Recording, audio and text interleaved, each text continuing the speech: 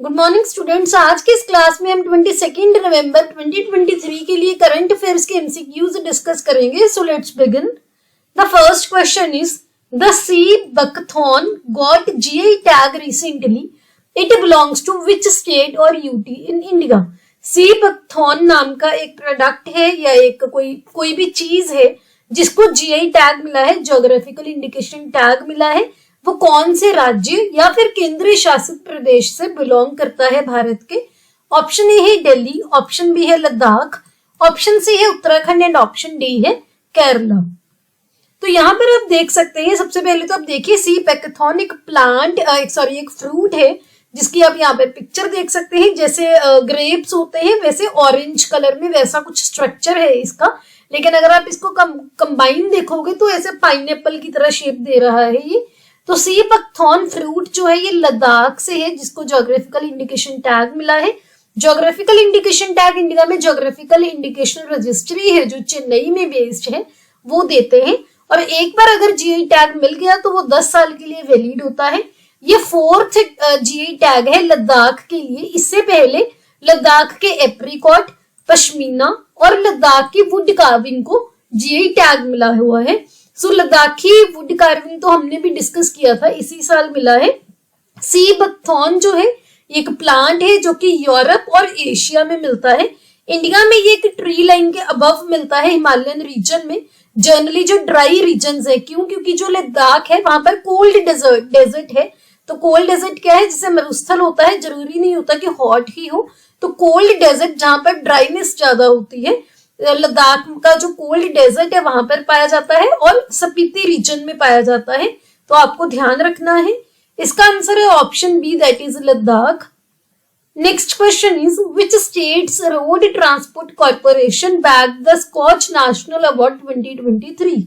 Scotch national award 2023 का कौन से राज्य के रोड ट्रांसपोर्ट कॉर्पोरेशन को मिला है।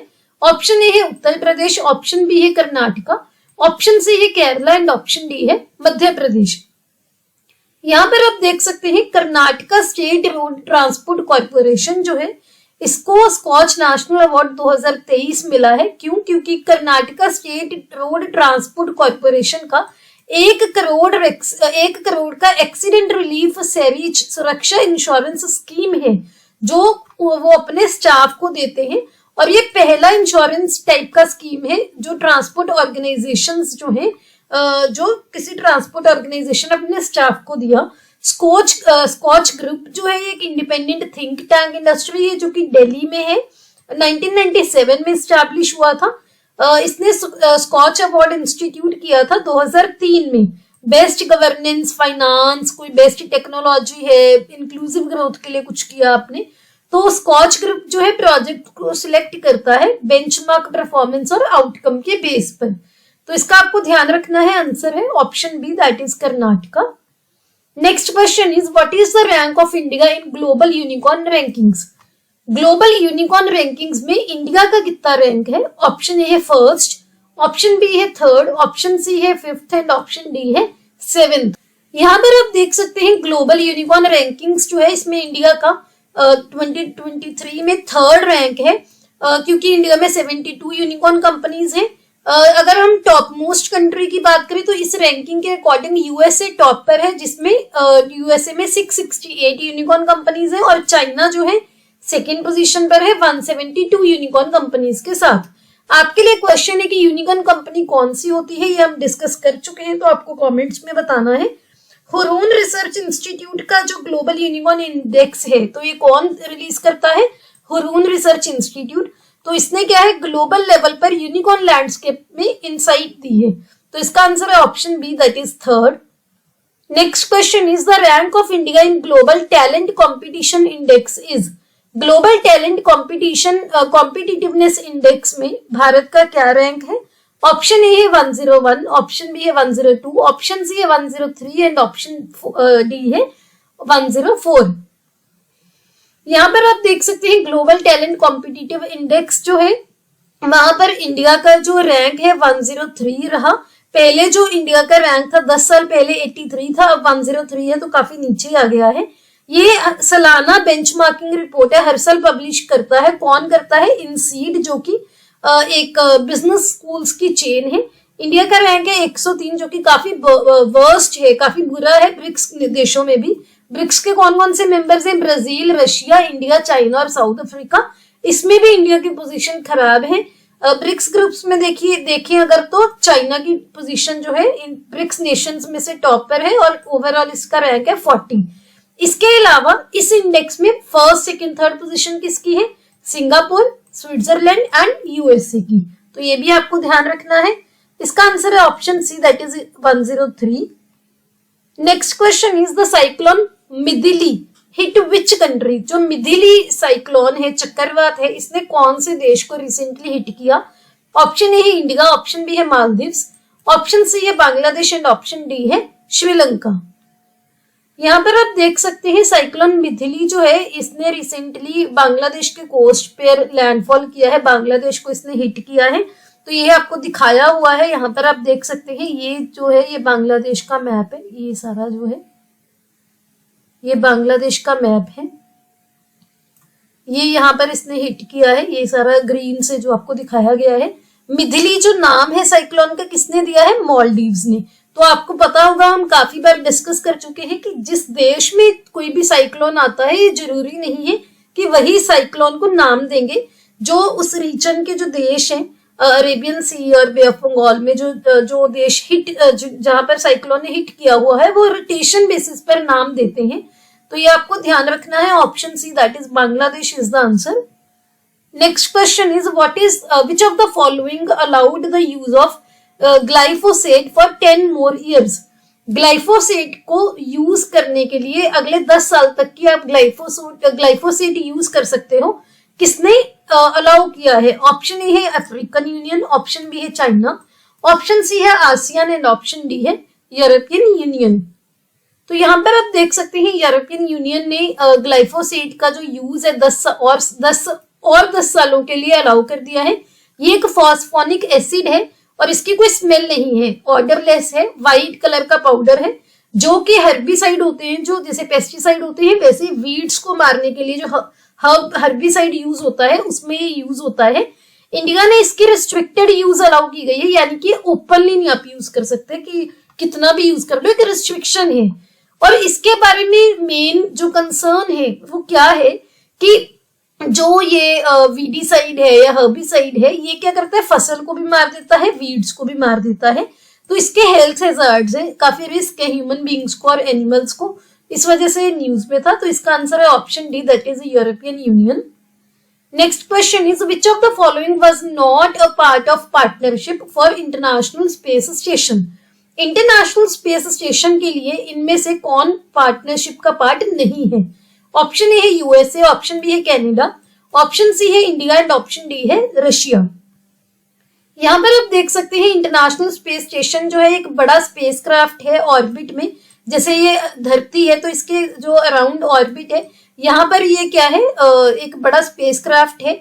ये घर की तरह काम करता है। जो एस्ट्रोनॉट्स होते हैं या कॉस्मोनॉट्स होते हैं, जो वो इंटरनेशनल स्पेस स्टेशन में रहते हैं। ये एक यूनिक साइंस लेबोरेटरी है। ये यूरोपियन कंट्रीज, जहां पर यूरोपियन स्पेस एजेंसी जो रिप्रेजेंट करती है, यूएसए जिसको नासा रिप्रेजेंट करती है, जापान जिसको जाक्सा रिप्रेजेंट करती है, कनाडा जिसको कैनेडियन स्पेस एजेंसी रिप्रेजेंट करती है, और रशिया जिसको रॉसकॉस्मोस रिप्रेजेंट करती है, सभी की पार्टनरशिप है। तो रिसेंटली इसको 25 साल जो है कंप्लीट हो गए हैं, क्योंकि 20 नवंबर 1998 को जो जारिया है, जिसका मतलब है सनराइज, ये एक मॉड्यूल था जिसने रशियन प्रोटॉन रॉकेट को लॉन्च किया था कजाकिस्तान से आईएसएस का कॉर्नरस्टोन बनने के लिए। तो ये न्यूज में था, आपको पता होना चाहिए। यहाँ पर एक चीज ध्यान रखनी है कि इंडिया पार्टनरशिप में नहीं था। और आपके लिए क्वेश्चन है कि इंडिया कब तक एम कर रहा है खुद का स्पेस स्टेशन जो है वो वहां पर लॉन्च करने के लिए? तो इसका आंसर है option C, that is India. और इंडिया कब करेगा अपना खुद का स्पेस स्टेशन, कब एम कर रहा है, तो वो आपको कमेंट्स में बताना है। Next question is the report titled climate equality a planet for the 99% has been released by. Climate equality a planet for the 99% ये एक रिपोर्ट है, किसके द्वारा रिलीज की गई है? ऑप्शन ए है IMF, ऑप्शन बी है ऑक्सफैम, ऑप्शन सी है UN एंड ऑप्शन डी है WTO। तो यहाँ पर आप देख सकते हैं climate equality a planet for the 99% Oxfam के द्वारा रिलीज की गई है। ये जो रिपोर्ट है क्लाइमेट ब्रेकडाउन और एक्सट्रीम इनइक्वालिटी पर फोकस कर रही है कि ये दोनों चैलेंजेस हैं, क्लाइमेट ब्रेकडाउन भी और बहुत ज्यादा इनइक्वालिटी जो है, जो कि आज ह्यूमैनिटी फेस कर रही है। तो इसका आंसर है option B, that is Oxfam. Next question is the emission gap report has been released by. Emission gap report किसके द्वारा रिलीज की जाती है? ऑप्शन ए है UNFCCC, ऑप्शन बी है यूनेस्को, ऑप्शन सी है UNEP एंड ऑप्शन डी है UNCCD।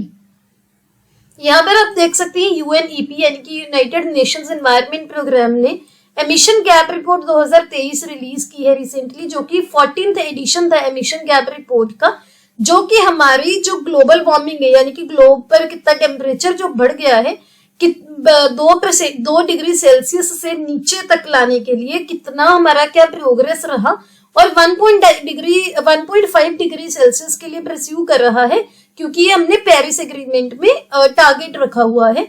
Emissions gap क्या है? जो estimated global green house gas emission है, जो कि लेटेस्ट जो NDCs है, नेशनल डिटरमाइंड कंट्रीब्यूशन, उसकी वजह से हम एस्टिमेट लगा रहे हैं कि अगर हम नेशनली डिटरमाइंड कंट्रीब्यूशन को इम्प्लीमेंट करेंगे तो कितनी ग्रीन हाउस गैस एमिशन होगा ग्लोबल लेवल पर। और दूसरा किसके बीच में है डिफरेंस कि जो लीस्ट कॉस्ट पाथवेज है, कम रेट वाले पाथवेज, जो कि लॉन्ग टर्म टेम्परेचर गोल है जो पेरिस एग्रीमेंट का, उसको सेट करने के लिए हमने अलाइन किए हुए हैं। तो दोनों में क्या डिफरेंस है?